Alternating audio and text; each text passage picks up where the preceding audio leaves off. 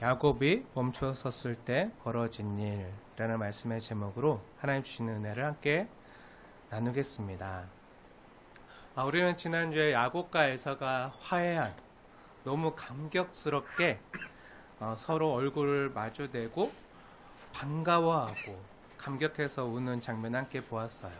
그리고 또 야곱이 형 에서에게 내가 하나님의 얼굴을 배운 줄 하나님의 얼굴을 뵌 것 같습니다 고백하는 장면도 함께 보았어요.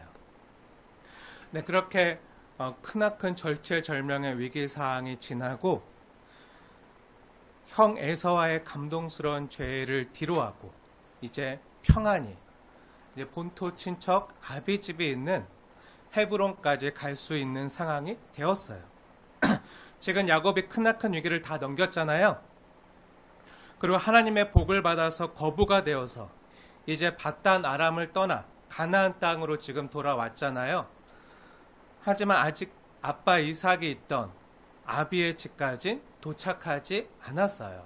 그 헤브론까지 가려면요 베델을 지나서 더 헤브론까지 가야 되는데, 근데 웬일인지 야곱이 더 나가지 않고요 가나안 땅 초입인 그 세겜성에 도착하자 그 세겜에서 터를 잡고 장막을 치고 가축들을 위해서 동물 우리를 만들고, 그래서 그곳의 이름을 숫곳이라고 불렀어요.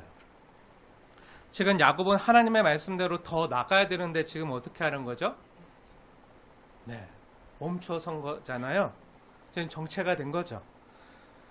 위기가 사라지고 평안이 찾아들자 이제 어떻게 하는 거죠?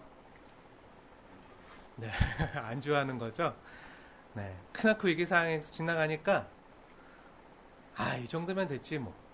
이 정도면 만족해. 하나님 이 정도면 되죠? 어차피 여기 세겜 땅도 가나안 땅은 맞잖아요. 근데 귀찮게 아빠가 있는 헤브론까지 갈 필요가 있겠어요? 하면서 어떡하죠? 자기를 위하여 세겜 성읍에 터를 닦고 집을 짓고 가축 우리를 만들고 또 농사를 지으려고 세겜의 아버지 하몰의 아들들에게서 베크시타의 돈을 내고 땅을 사서 정착을 한 거예요. 베크시타는 양 100마리 값이에요. 굉장히 큰 돈을 주고 밭을 산 거죠. 그리고 거기에 제단을 쌓고 그곳의 이름을 엘엘로에 이스라엘이라고 불렀어요. 엘은 우리가 지난주에 배웠잖아요. 하나님이라는 뜻이잖아요. 엘, 하나님. 그리고 이스라엘은 알죠? 야곱의 이름이잖아요. 이스라엘, 변화된 야곱의 이름. 그러니까 엘로에 이스라엘은 뭐죠? 이스라엘의 하나님 엘이라는 뜻이에요. 그 예배를 드리면서 이스라엘의 하나님 엘, 나의 하나님 이렇게 고백하는 거예요. 땅을 사서 이름을 짓고 자식과 식솔들이 살 집을 짓고 또 수만 마리 가축을 위해서 우리를 짓는 거예요. 동물 우리를 짓고. 근데 수만 마리 가축을 위해서 우리를 지으려면 얼마나 넓은 땅이 필요하겠어요. 그리고 그곳의 이름을 숫곳이라 부르고, 근데 지금 야곱이 뭐 하고 있는 거죠? 이곳에 정착해서 살겠다. 수만 마리의 가축을 위해서 엄청 크게 동물 우리를 짓고 살 집을 짓고 농사 지을 밭을 사고 지금 뭐 하고 있는 거죠? 이 정도면 됐다. 여기서 살겠다 하고 영구적으로 정착할 뜻을 지금 비추는 거잖아요. 그리고 그곳에서 정착해서 나는 이곳에서 하나님을 예배할 거야 하면서 예배할 곳도 정하고 그곳의 이름을 이스라엘의 하나님 엘로에 이스라엘이라고 짓고 있는 거예요. 어떻게 보면 하나님이 지금까지 지키시고 복 주셔서 나를 거부가 되게 하셨고 또 큰 위기도 이기게 하셨고 평안을 주신 것에 대해서 감사하면서 예배를 드리고 있지만 지금 야곱은 뭔가 중요한 것을 망각하고 있는 거죠. 뭐죠? 하나님의 부르심과 약속을 잊었잖아요. 자신의 이득과 목숨이 걸린 절체절명의 위기 상황에서는요, 하나님 말씀대로 순종해야지 하고 그 라반과 자기의 이득이 걸린 그 자신의 재산이 걸린 가축들이 걸린 그 밧단 아람에서 그 라반이 자기 것들을 호시탐탐 노리고 빼앗아 가려고 하니까 자기 이득이 걸린 거에 있어서는 하나님 그때 말씀하니까 아, 본토 친척 아비 집으로, 아빠가 있는 집으로, 이삭의 집으로 빨리 가야겠다 하면서 나오잖아요. 그리고 형 에서가 400명의 군사를 이끌고 자기를 죽이려고 달려오고 있다고 하니까 그런 절체절명 위기상에서는 아, 하나님 말씀대로 순종해야 하지 하면서 이렇게 나가서는데, 지금 그 모든 상황이 끝나고 평안이 찾아들 때 어떻게 하는 거죠? 네, 안주하고 멈춰 서는 거예요. 너는 본토 친척 아비 집으로 돌아가라 하셨던 그 하나님의 말씀을 듣고 지금 아빠 이삭이 있는 고향 땅으로 자신이 떠나온 헤브론까지 가야 되잖아요. 그 막벨라굴 있는 곳까지 가야 되잖아요. 근데 어떻게 되는 거죠? 가다가 멈춰선 거죠. 하나님이 자신의 기도에 응답해 주심으로 문제가 해결되고 큰 위기가 지나가고 이제 평안이 찾아드니까 또 어떻게 되는 거죠? 네. 금세 하나님의 말씀을 또 까먹은 거죠. 망각한 거예요. 삶의 평안이 찾아들고 등 따시고 배부르고 살만해지니까 언제 그랬지? 하면서 하나님과 했던 약속도 까먹고 자기 마음대로 자기를 위해서 가야 할 목적지도 잃어버리고 그냥 멈춰서서 자기를 위한 집을 짓는 거예요. 하나님의 말씀대로 순종한 것도 아니고요. 더군다나 자신이 베델에서 하나님과 한 약속을 지금 잊어버리고 어기고 있는 거잖아요. 야곱이 형 에서의 칼날을 피해서 도망치다가 베델에서 돌베개 베고 잤을 때 거기서 살아계신 하나님을 만났잖아요. 살아계신 하나님을 만났을 때 뭐라고 하나님께 약속하죠? 어디 한번 볼까요? 한번 앞에 넘겨서 보세요. 창세기 28장. 너무 중요한 장인, 야곱의 인생에서 가장 중요한 장이 28장과 우리가 지난주에 봤던 32장인데 28장 한번 보세요. 창세기 28장. 베델에 하나님 만날 때 20절부터 22절까지 야곱의 서원 내용을 보세요. 뭐라고 써있죠? 거기에 보면 하나님이 나와 함께 계셔서 나를 지키시고 평안히 돌아오게 하시면 여호와께서 나의 하나님이 되실 것이요 내가 베델에서 돌기둥으로 세운 곳에 하나님의 집을 세우고 11조를 하나님께 드리겠다고 서원하고 약속하잖아요. 하나님이 그렇게 해주셨나요? 안 해주셨나요? 다 해주셨죠. 하나님이 바단 아람에서의 그 여정에서 20년간 함께 하시고 야곱을 지키시고 형 에사의 위협에서도 건져주시고 이제 가나안 땅으로 돌아오게 하셨어요. 평안히 돌아오게 하셨어요. 그럼 어떻게 해야 되죠? 네, 바로 베델로 올라가서 하나님께 예배를 드리고 제단을 쌓고 하나님께 약속한 것을 지켜야 되잖아요. 그런데 그런 내용 있나요? 34장에 그런 내용 있나요? 아니, 없어요. 하나님께서는 야곱에게 너는 너가 떠나온 본토 친척 아비족으로 돌아가라 말씀하셨잖아요. 근데 그 하나님의 말씀도 어떻게 했죠? 지금 어기고 있는 거잖아요. 불순종하고 있는 거잖아요. 또 야곱 스스로 하나님께 서원하고 약속한 내용도 지금 어떻게 하고 있는 거죠? 지키지 않고 있잖아요. 평안이 찾아드니까 이제 모든 위험도 떠나가고 살만해지니까 어떻게 하죠? 자기를 위하여, 하나님을 위하여라는 말씀이 있나요? 성경이 그냥 17절 말씀 보세요. 창세기 33장 17절 말씀. 야곱은 숫곳에 이르러 자기를 위하여 집을 짓고. 성령 하나님이 기록한 하나님의 말씀인데 성령 하나님이 단어 하나, 문자 하나까지 그냥 기록하지 않으셨겠죠. 이때 야곱의 마음 상태를 정확히 알고 있는 성령 하나님께서 지금 기록해 주시고 계신 거예요. 주님을 위한 거, 하나님을 위한 건 없고 주님을 위해서 내가 이렇게 하겠습니다. 주님 제 기도만 들어주시면, 응답만 해주시면 제가 이렇게 하겠습니다 했는데 어떻게 되는 거죠? 주님은 온데간데 없고 위험이 사라지니까 자기를 위하여, 자기 편한 대로 주님의 부르심과 소명도 잊어버리고 그냥 내 마음대로 살 것을 정하고 거기에 눌러 앉은 거예요. 자기도 모르게 나태해지는 거죠. 화장실 갈 때랑 나올 때랑 다르다는 말 있잖아요. 지금 딱 그 격인 거예요. 크나큰 문제나 위기 상황에서는 하나님 제발 이번 한 번만 도와주시면 제가 이렇게 하겠습니다. 간절히 기도하지만 그 문제가 지나가고 평안이 찾아들고 살만해지면 그때 기도한 대로 하나요? 여러분은 다 잘하실 거라 믿지만 네, 대부분 잘 안 해요. 네, 솔직하고 진실하셔서 너무 좋습니다. 제가 예전에 학생들이나 청년들을 가르칠 때 항상 학생들이나 청년들에게 묻는 말이 있었어요. 너의 비전이 뭐니? 하고 물으면 어떤 학생들이나 청년들은요 이렇게 말해요. 제가 커서 돈 많이 벌면 하나님이 돈 많이 벌게 하시면 제가 헌금도 많이 하고요. 어려운 사람들도 많이 돕고요. 또 하나님의 성전을 짓는 게 제 꿈이에요. 하고 말을 많이 해요. 제가 가르쳤던 학생들 중에 하나님의 성전 짓겠다고 한 학생만 10명이 넘었어요. 네. 엄청 기특하죠. 대견하죠. 네.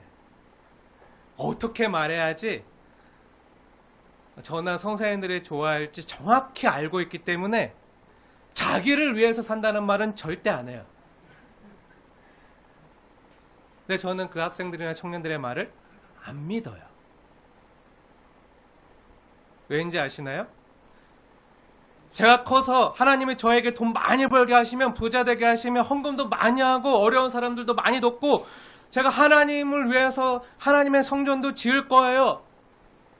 라고 말하면서 정작 오늘 주일 예배 나와서 헌금은 안 해요.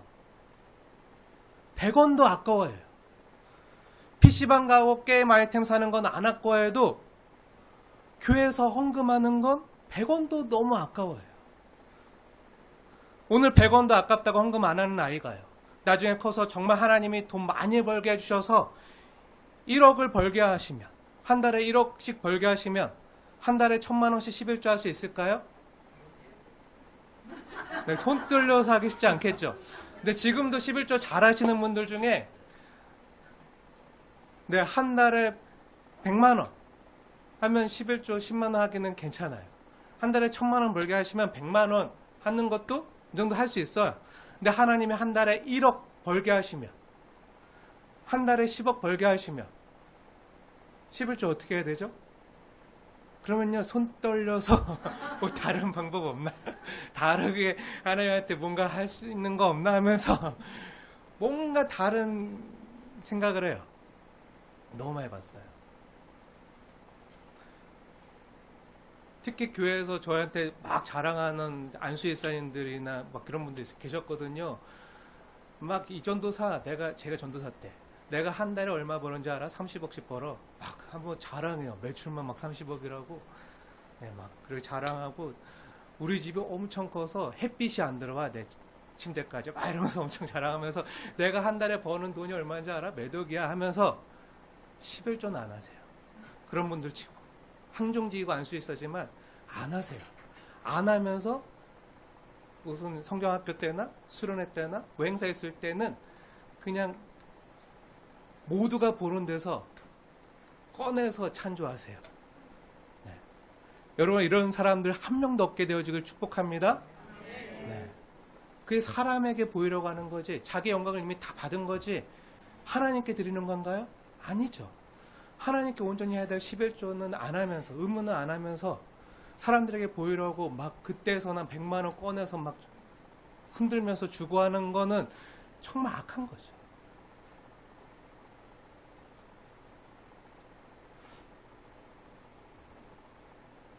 학생들이나 청년들만 그럴까요? 그럼 안수일사님들이나 그럴까요? 아니죠. 우리 자신도요. 때때로 돌이켜보면요.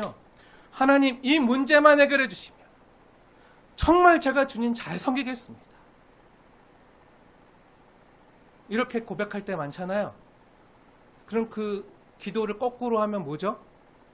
이 문제 안 해결해 주시면 해결 안 해주시면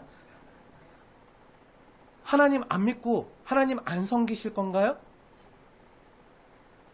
그 문제 응답해 주시고 해결해 주셔야지만 하나님 믿고 섬기실 건가요? 응답 안 해주시면요. 여러분 중에 하나님 안 믿고 안 섬길 분 있나요? 그 말이랑 똑같은 거잖아요. 정말 하나님을 진실되이 제대로 믿는 성도는요, 하나님에게 조건을 달지 않아요. 그냥 하나님을 사랑하기 때문에 그냥 주님을 믿고 섬기고 따르는 거예요.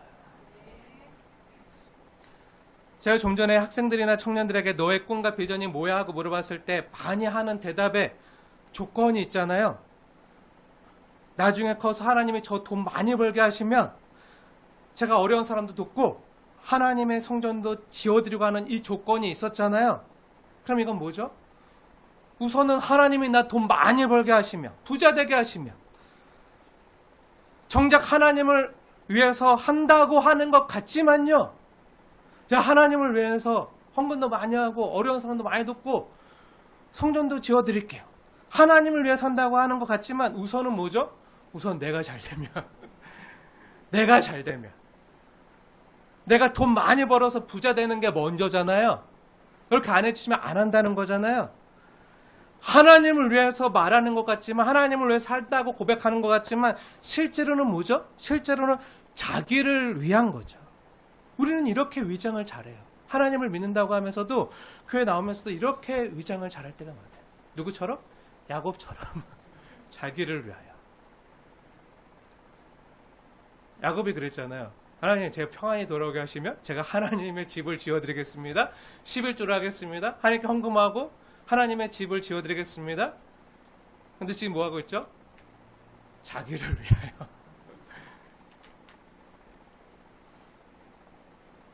그건 또 하나님 안 믿는다고는 안 해요. 교회 안 간다고는 안 해요. 예배 안 드린다고는 안 해요. 그래서 뭐 하죠? 그 숲곳에서 하나님을 위해서 제단을 쌓고 엘로에, 이스라엘의 하나님 엘, 이렇게 부르면서 세겜 땅에서 제단을 쌓고 예배를 드리고 있지만 실제로는 어떻죠? 야곱의 본심이 나오는 본문 17절 말씀, 아까 우리가 함께 봤지만 다시 한번 읽겠습니다. 17절 말씀 함께 읽겠습니다. 시작. 야곱은 숫곳에 이르러 자기를 위하여 집을 짓고 그의 가축을 위하여 우릿간을 지었으므로 그 땅 이름을 숫곳이라 부르더라. 아멘. 네, 우릿간은 가축 우리예요. 네. 이 17절 말씀에서 뭔가 이상한 거 없으십니까? 야곱이 왜 세겜 땅에서 집을 짓고 가축 우리를 지은 거죠? 하나님을 위해서 그렇게 했나요? 그렇게 성경에 나오나요? 아니죠. 그럼 왜죠? 네, 자기를 위하여. 자기를 위하여. 순전히 자기를 위해서 그렇게 한 거예요. 하나님이 복 주셔서 거부도 되었겠다. 에서라는 큰 강적도, 나의 가장 큰 삶의 위기도 사라졌겠다. 이젠 신경 쓸 것도 없고 평안하다 생각하니까 어떻게 된 거죠? 이만하면 됐지 생각하고 하나님이 자신에게 주셨던 그 소명과 부르심도 잃어버리고 목적지도 잃어버리고 하나님과 자신과 직접 한 약속도 잊어버린 채 어떻게 하고 있죠? 자기를 위하여 사는 삶을 택한 거예요. 그래서 자기를 위해서 살 집을 짓고 또 수만 마리 가축을 돌볼 우리를 짓고 그래야 더 부자가 되잖아요. 또 그것을 위해서 베크시타라는 큰 돈을 주고 밭을 산다는 건 뭐죠? 네, 아예 여기 눌러붙겠다, 정착하겠다라는 의지의 표명이잖아요. 당분간 나는 여기서 떠나 살 일 없다. 지금 이거잖아요. 여기가 좋사오니. 이 말이잖아요. 다른 말로 하면 뭐죠? 네, 하나님이 지시하신 땅으로 안 가겠다는 거잖아요. 우리 표현으로 하면 뭐죠? 네, 신앙이 정체된 거예요. 교회는 나아요. 하나님 안 믿겠다고 안 해요. 예배도 잘 드려요. 하지만 그냥 정체에 있는 거예요. 하나님이 원하시는 데까지 자라가지 못하고 더 가야 될 믿음의 표대가 있는데 표대를 상실한 채 그냥 습관적으로 예배 드리고 교회 나오고 그러면서 세상도 즐겁고 이 세겜에서의 삶도 누려야겠고 그러면서 너무 좋은데? 즐거운데? 하면서 목적지를 잃어버리고 그냥 주저앉아 있는 거예요. 약속을 잃어버린 거죠. 그래서 어떤 일이 일어나죠? 네, 다음 장에 보면 34장에 디나가 세겜 땅에 딸들을 보러 나갔다가 하몰의 아들 세겜에게 어떤 일을 당하죠? 네, 정말 입에도 담을 수 없는 험한 일을 당하잖아요. 욕보임을 당하잖아요. 네, 그 세겜에게 성폭행을 당해요. 그러자 이 사실을 한 디나의 오빠들이 어떻게 되죠? 복수심에 불타오르던 중에 하몰의 아들 세겜이 디나를 아내 삼겠다고 찾아오잖아요. 아빠랑 찾아와서 요구를 하잖아요. 디나를 주면 우리가 어떤 요구라도 당신들이 원하는 건 다 들어주겠습니다. 제안하니까 어떻게 하죠? 네, 야곱의 아들들이 뭐라고 하죠? 디나의 오빠들이 한 가지 꾀를 내요. 뭐라고 말하죠? 창세기 34장 14절 말씀 한번 보세요. 14절 말씀 함께 읽겠습니다. 시작. 야곱의 그 아들들이 그들에게 말하되 우리는 그리하지 못하겠노라. 할례 받지 아니한 사람에게 우리 누이를 줄 수 없노니 이는 우리의 수치가 됨이니라. 아멘. 이렇게 말하면서 한 가지 꾀를 냈잖아요.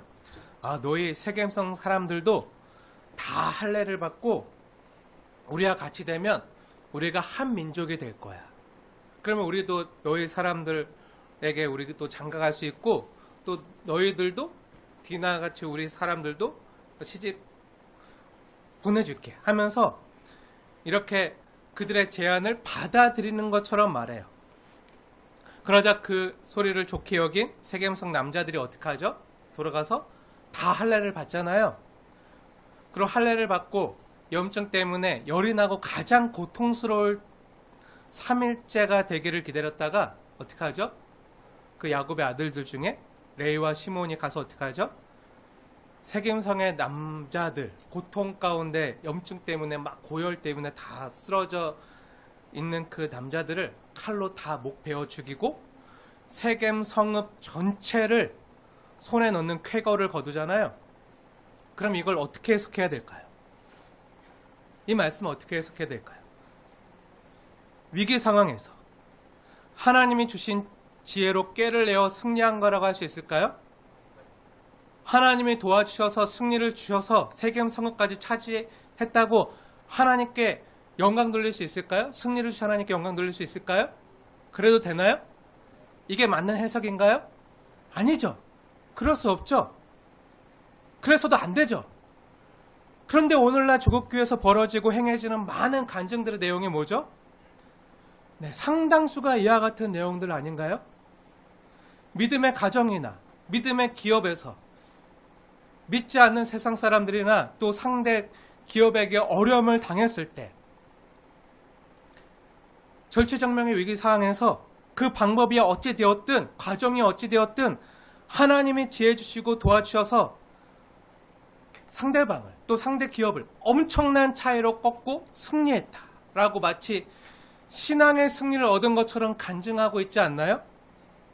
그리고 그 과정에 불의하거나 불법적인 내용이 있어도 믿는 사람이 그 간증하는 사람이 교회 다니는 사람이면 또 예수 믿는 사람이면 그 믿는 사람이 하나님의 도우심으로 승리를 거두었다라고 하면 그 모든 것이 정당화되고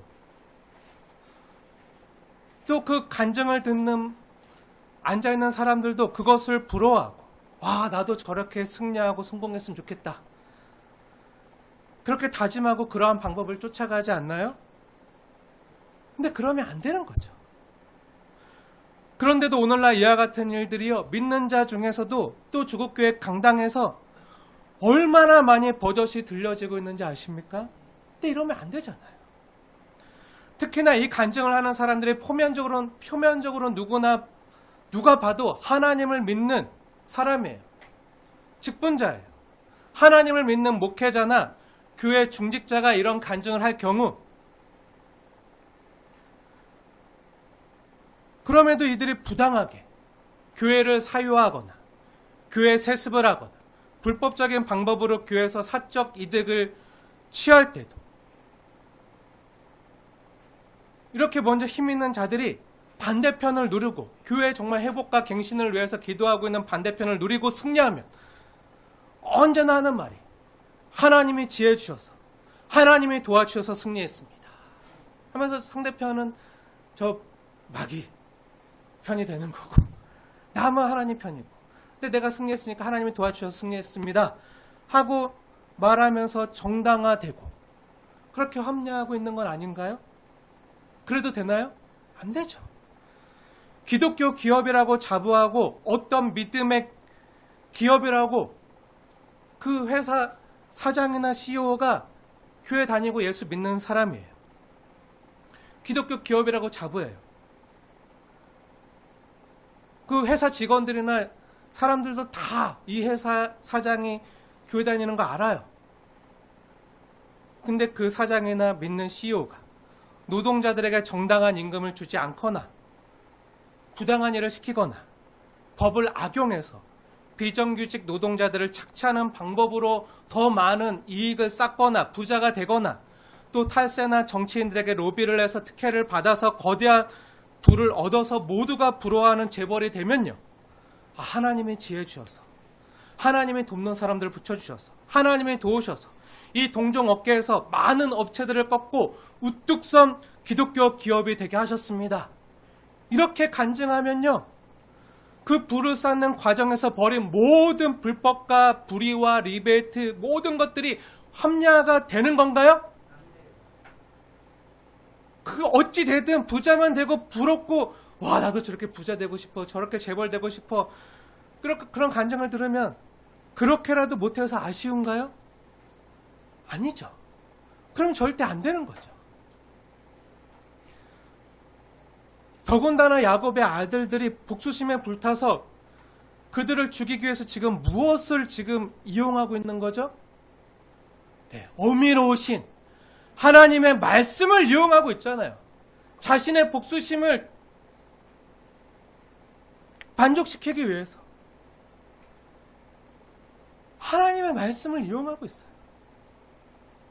하나님을 수단으로 삼아서 그것도 하나님이 주신 할례 언약 백성의 표징인 이 할례 언약이라는 말씀을요 자신의 복수심을 이용해서 지금 이용하고 있는 거잖아요.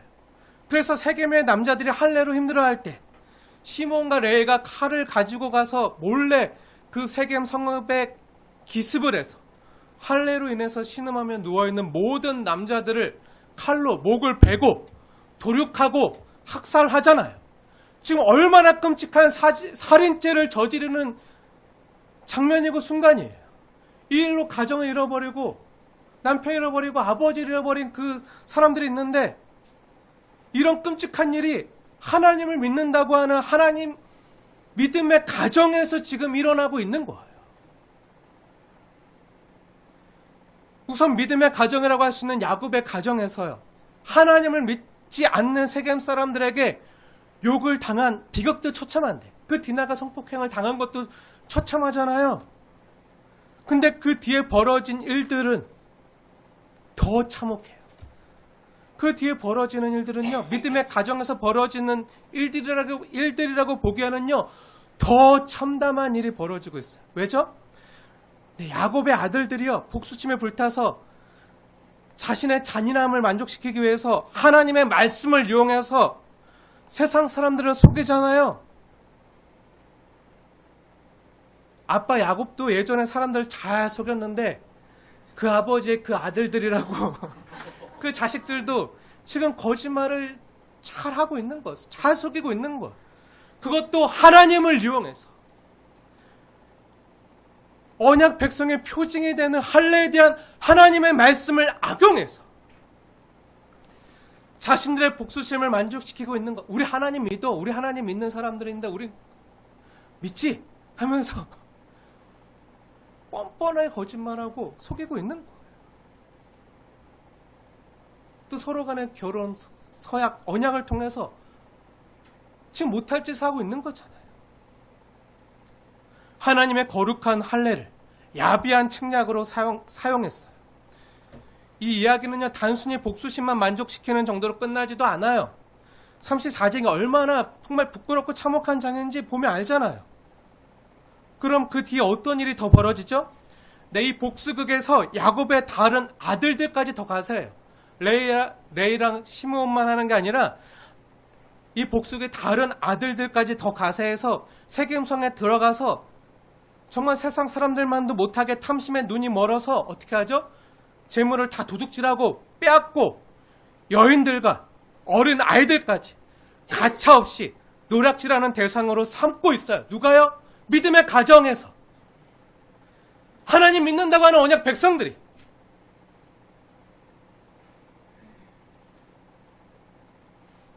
그것도 하나님 말씀을 이용해서 자신의 부귀와 안녕을 위해서 지금 이런 일을 벌이고 있는 거예요. 이게 믿음의 사람들의 모습인가요? 근데 오늘날에도 이런 모습들이 얼마나 많이 일어나요. 이런 일들이 말이 되나요? 있을 수도 없고 있어서도 안 되는 일이잖아요. 근데 버젓이 이런 일이 일어나고 있고 또 오늘도 믿는 자들을 통해서 이런 일들이 벌어지고 있고 또 이것을 정확히 아는 하나님께서 이 성경의 원 저자 되시는 성령 하나님께서 이 일을 우리에게 보라고 성경에 기록해 주신 거예요. 그럼 왜 이런 일들이 벌어진 거죠? 왜 벌어졌죠? 네, 야곱이 부모가 하나님의 약속을 저버리고 자기를 위하여 살려고 할 때 자녀들은요 정확히 알아요. 교회는 다니지만 예배는 드리지만 자기를 위해 사는구나. 하나님을 위해서 살아야 된다고 말은 하지만 실제 사는 건 자기를 위해 사네. 세상 사람들하고 똑같이 사네. 하고 누가 안다고요?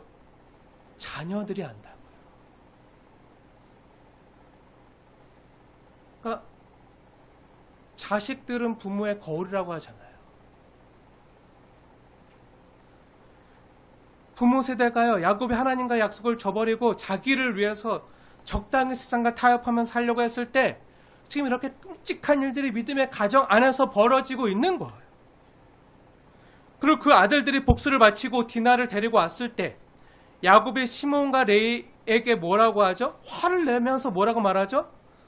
너희가 나로 하여금 이 땅의 주민 곧 가나안 족속과 브리스 족속과 그 족속들에게 악취를 내게 하였도다 하면서 지금 자녀들에게 화를 내잖아요.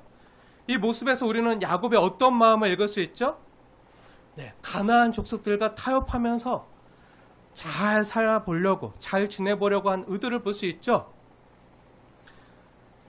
구별된 하나님의 백성임에도 불구하고 그들과 다르게 살라고 하나님 부르신 백성임에도 불구하고 성도됨을 드러내지 못하고 어떻게 하고 있죠?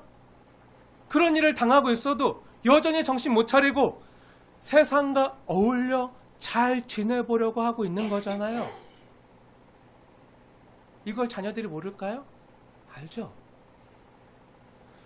믿음의 가정을 이끌어야 되는 아빠 야곱이 이러한 마음으로 적당히 세상과 타협하면서 그들과 속하여 살려고 했을 때 이 마음이 그대로 가족들과 자녀들에게도 전달되었겠죠.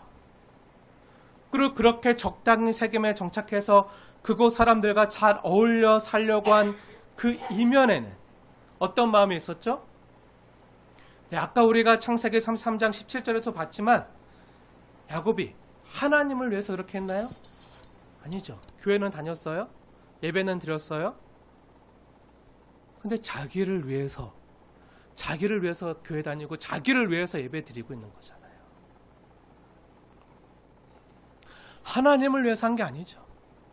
포장은 엘렐로의 이스라엘. 이스라엘의 하나님은 엘. 나의 하나님이십니다. 하면서 말은 정말 포장을 잘해요.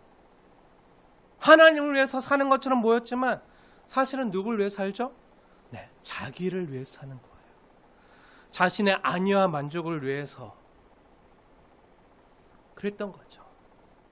그렇게 약속과 소명을 저버리고 안주하고 믿는 자처럼 위장하면서 살아갈 때 그렇게 교회를 다니고 그렇게 예배를 드릴 때 어떤 일이 벌어지죠? 믿음의 가정 가운데 크나큰 위기가 찾아오는 거예요. 그런 야곱이 이 세겜 땅에 얼마나 있었을까요? 네, 많은 성경학자들은요 적어도 10년은 머물렀다고 봐요. 지금 33장과 34장 한 장 차이고 한 절 넘기면 레아가 야곱에게 낳은 딸 디나가 그 땅의 딸들을 보러 나갔더니, 이 말 사이에 10년이라는 간격이 있어요. 이때 나올 때, 바다남에 나올 때 그 디나는요 어린아이였어요. 어린아이가 이제 10년이 지나서 이제 숙녀가 된 거예요. 청년이 된 거예요.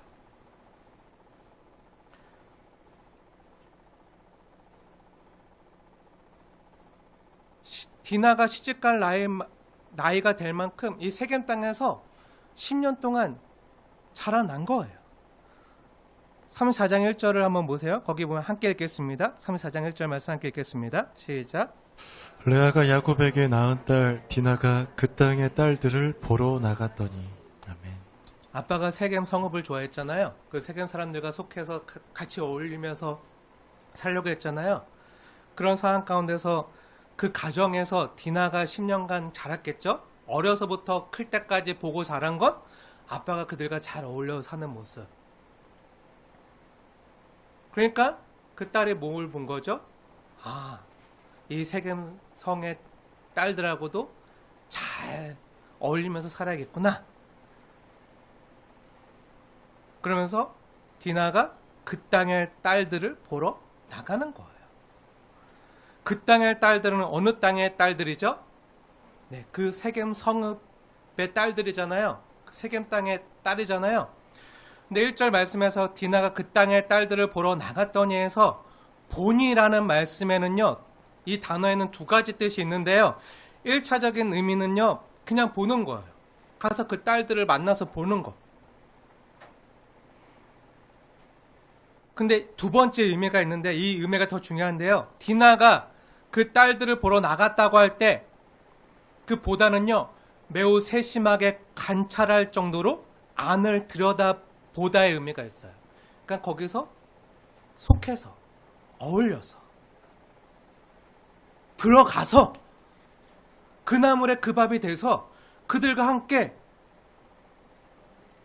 그러니까 뭐죠? 네, 세겜의 딸들을 보러 간 정도가 아니라 그들과 어울리고 그 딸들에게서 배우고 그 세겜의 딸들과 함께 즐긴다는 의미죠. 그러니까 뭐죠? 그냥 보러 간 게 아니라 그 세겜의 타락한 문화를 즐길 의도가 있었다는 거예요. 그 어둠의 그 타락한 문화를 즐기면서 자라왔다는 거예요. 하루아침에 이랬나요? 아니죠. 10년 동안 아빠가 그 세겜 사람들의 그 타락한 문화 속에서 즐기고 그걸 좋아하고 늘 가는 모습 보니까 같이 따라갔겠죠. 그러다 그 세상 문화가 너무 즐겁잖아요. 그 주는 쾌감이 있잖아요. 그러니까 그들과 재밌네, 즐겁네, 함께 어울리다 보니까 함께 즐길 의도가 다분해서 그렇게 어린 시절부터 어여쁜 청년이 되기까지, 시집갈 때까지 그 세겜의 문화를 보고 그 속에서 자라난 거예요. 그리고 이제 스스로 즐길 나이가 된 거예요. 그런데 만약 야곱이 하나님과의 약속을 기억하고 베델까지 갔다면, 아빠 이삭이 있는 헤브론까지 갔다면 이런 일이 있었을까요? 세겜 사람들과 세겜의 딸들과 어울렸을까요? 아니죠. 없었겠죠. 그런데 야곱이 지금 하나님의 약속을 저버리고 자신을 위해서 세겜에 머물고 정착하고 정체했을 때, 안주했을 때 그만 이런 일이 일어나고 만 거예요. 물론 야곱이 의도하지 않았겠죠. 야곱이 의도하지 않았지만 자녀들이 세겜 땅에서 세상의 영향을 깊게 받게 된 거예요. 야곱의 딸만 그랬나요? 야곱의 딸 디나만 그랬을까요? 아니죠. 야곱의 아들들 역시 영향을 받게 되는 거예요. 세겜 땅에서 그 세겜의 아들들과 어울려서 10년 가까이 살다 보니까 그곳에서 청소년기를 보냈겠죠. 10대를 보냈겠죠. 청년기를 보냈겠죠. 그러면서 청소년기, 청년을 지나서 어떻게 되었죠? 그들과 함께 어울리면서 부어라 마셔라 하면서 막 세상 문화에 깊이 물들다 보니까 하나님은 예배하고 하나님의 말씀은 배우고 교회는 다니고 예배는 드리지만 그것만 다르지. 세상 사람들하고 세겜 성읍 사람들하고 그들의 아들들하고 똑같이 어울려 사는 거예요. 그리고 어미롭고 거룩한 하나님 말씀을 자신들의 탐심을 모르면 차라리 난데, 교회 다녀서 들은 게 있어. 예배 드리면 들은 게 있어. 하나님의 말씀, 언약 백성의 말씀, 우리는 이렇게 사는 사람들이야. 들은 게 있어. 그래서 어떡하죠? 그 말씀 가지고 이용하잖아요. 더 타락한 거죠. 세상 사람들보다 못한 거죠. 그 세겜의 아들들과 어울리다 보니까 그 세상 사람들과 함께 어울려 있다 보니까 그들의 칼의 문화를 배웠어요. 그러면서 얼마나 잔인해졌는지 몰라요. 무시 안 당하려면 더 세야 돼. 더 강해야 돼. 찍어 눌러야 돼. 내가 을이 안 되려면 내가 갑이 돼야 돼. 갑질을 해야 돼. 큰 소리를 쳐야 돼. 너 나한테 이렇게 했어? 그럼 너도 당해봐라. 지금 이 문화를, 세상 문화를, 세겜의 문화를 그들의 청소년기, 청년기를 지나면서 그대로 그 아들들도 그대로 배우는 거예요. 그러니까 어떻게 되죠? 복수에 그친 정도가 아니라, 그 여동생을 위한 복수에 그친 정도가 아니라 어떻게 하죠? 집안이나 성읍에 있는 것들까지, 아주 작은 것까지 다 들어가서 도둑질하고 약탈하고, 남편과 자식과 부모를 잃은 여인들과 어린 자녀들까지 어떻게 하죠? 노략질을 하잖아요. 이게 사람이 할 짓인가요? 이 얼마나 끔찍한 일인가요? 세상 사람들보다 더 악랄해진 거죠. 이게 어디서 벌어지고 있다고요? 믿음의 가정 안에서 지금 벌어지고 있다고요. 믿음의 가장인 야곱이 하나님이 원하시는 데까지 자라가지 못하고 목적지를 잃어버리고 신앙에 정체하고 그 어둠의 문화를 받아들이고 세상 문화를 즐기고 그들과 어울려 살려고 하다 보니까 어떻게 되는 거죠? 믿음의 가정 안에서 생긴 끔찍한 비극이잖아요. 사랑하는 여러분, 여러분의 자녀들은요, 여러분이 좋아하는 게 뭔지 정확히 알아요. 누구보다 더 잘 알아요. 아빠는 이걸 좋아하는구나, 엄마는 이걸 좋아하는구나, 하나님 좋아하고 말씀을 좋아하고 기도하는 걸 좋아한다고 하면서 보는 건 맨날 부동산이고 아파트고 세상이고 즐거움이고, 그건 정말 좋아하는 건 그걸 좋아하는구나. 모를까요? 알아요. 저걸 좋아하고, 저렇게 사는 거구나. 교회는 다녀도 그냥 교회는 다니는 거지, 그냥 사는 거는 나를 위해 사는 거구나. 그러면요, 하나님의 말씀까지 나를 위해서 이용하는 사람들이 되는 거예요.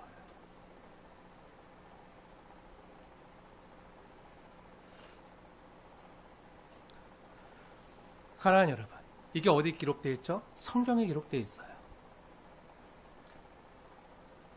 어떻게 보면 이스라엘 나라의 건국 이야기잖아요. 어떻게 보면 야곱의 아들들, 이렇게 악랄한 아들들, 믿음의 가정 안에서 자란 자녀들이라고 볼 수 없는 이 아들들, 딸의 모습이 어떻게 보면 이스라엘의 건국의 기반과 기틀이 되는 사람들이잖아요. 이스라엘의 12지파의 시초가 되는 사람들이잖아요. 근데 그 사람들의 첫 번째 이야기가 뭐죠? 그 아들들이 청소년기와 청년기를 지나서 나오는 첫 번째 본격적으로 등장하는 이야기가 뭐죠? 이 이야기잖아요. 끔찍한 이야기잖아요. 지우고 싶은 과거잖아요. 지우고 싶은 역사잖아요. 근데 하나님이 이걸 기록해 놓으셨어요. 어떻게 보면 건국 역사에서 감추고 싶고 숨기고 싶은 이야기인데, 근데 왜 성령 하나님께서 이렇게 추악하고 악랄한 세상보다 못한 사람들의 이야기를 기록해 주신 거죠? 이 이야기를 보고 저와 여러분이 보고 듣고 깨달으라고요. 이들처럼 살지 말라고요. 어떻게 보면 이러한 비극이 야곱으로 인해서 발생한 일이잖아요.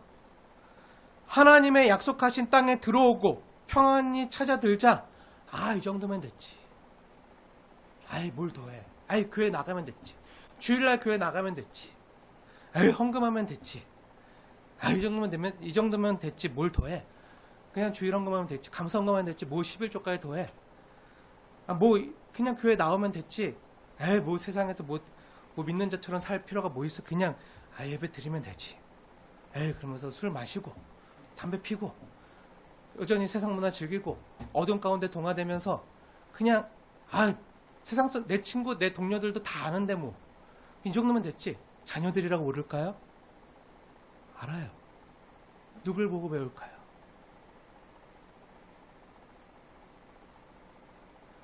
에이, 괜찮아. 그래도 형 예수의 문제도 해결됐겠다. 부자도 되었겠다. 어느 정도 내 세력도 있겠다. 이제 약속의 땅에 들어왔겠다. 이제 고생 끝, 행복 시작 하면서 베델로 향하던 발걸음을 멈추고 그곳에서 자기를 위해서 멈춰 섰을 때, 정체했을 때, 신앙이 정체했을 때 일어난 가장 불행한 일이었어요. 사랑하는 여러분, 특히 부모 세대에게 권합니다. 야곱과 같은 잘못을 범하지 않게 되어지길 축복합니다.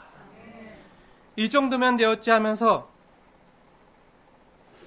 믿음이 자라가는 것을요, 하나님의 약속을 따라가는 삶을요, 믿음의 사람이 되는 것을요, 멈춰 서지 않게 되어지길 축복합니다. 멈춰 서면요, 우리의 자녀들도요, 금방 알아요. 한번 잘 생각해 보세요. 지금 이 일이 야곱이 이스라엘로 바뀌고 나서 생긴 일이잖아요. 그렇죠? 야곱이 아니잖아요. 이스라엘로 바뀐 다음에 생긴 일이잖아요. 하나님을 만났잖아요. 하나님을 인격적으로 체험했잖아요. 하나님의 사람으로 본질적으로 바뀌고 나서 생긴 일이잖아요. 하나님을 만나고 체험하고 우리가 조금 변했다고 해서, 교회에 나오는 사람이 있다고 해서 만족하지 않게 되어지길 축복합니다. 신앙이 정체하지 않게 되어지길 축복합니다. 가만히 있는다고 믿음이 계속 저절로 자라는 게 아니에요. 구원을 받았더라도요, 하나님의 약속을 잃어버리고 성도로서 표대를 잃어버리고 세상과 적당히 타협하면서 세상을 즐기면서 살아가려고 하면요, 당장은 아닐지라도요, 점차 세상과 동화되어서 어둠에 물들어서 어느 정도 시간이 지나면 하루아침에 안 돼요.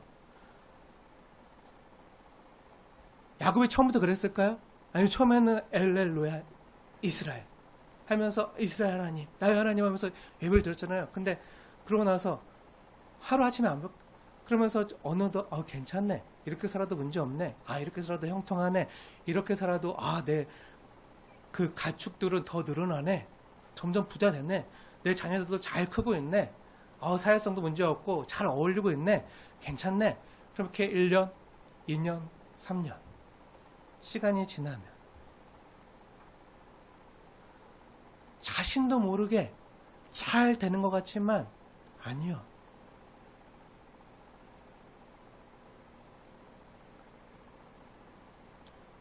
세상과 동화되는 거예요. 어둠에 잠식되는 거예요. 그래서 어느덧 시간이 지나면 나도 모르게 내가 원치 않았던 자녀들의 모습이 나타나는 거예요.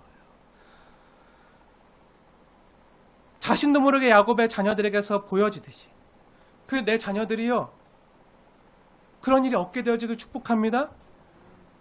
근데 내가 그렇게 살면요, 나를 보며 자라는 내 자녀들은요, 세상 사람들보다 더 악하게 살 수 있다는 거예요. 하나님을 이용해 먹으면서.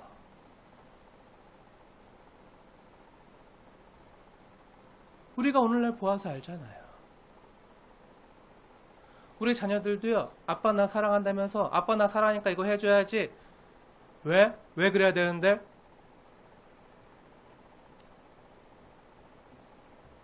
나 사랑한다면서, 하나님의 세상 이처럼 사랑했다면서 사랑하면 해줘야지 하면서 자기를 위해서 악한 걸 구해요. 자기를 위해서 하나님의 말씀을 이용해서 부모를 이용하려고 그러고 하나님을 이용하려고 하고 교회를 이용하려고 하고, 그러니까 복음이 땅에 떨어지는 거예요. 그런 복음이 아니잖아요. 정말 가치 있고 귀한 구걸하듯이 제발 교회 좀 나와줄래? 제발 예수님 잘 믿어. 그럼 그걸 이용해서 자녀들이 그걸 이용해서 부모를, 하나님의 말씀을 이용해서 부모를 이용해서 자기들이 원하는 걸 자기를 위해서, 자기 세상 만족을 위해서 추구해 가는 거예요. 그걸 계속 허락하면서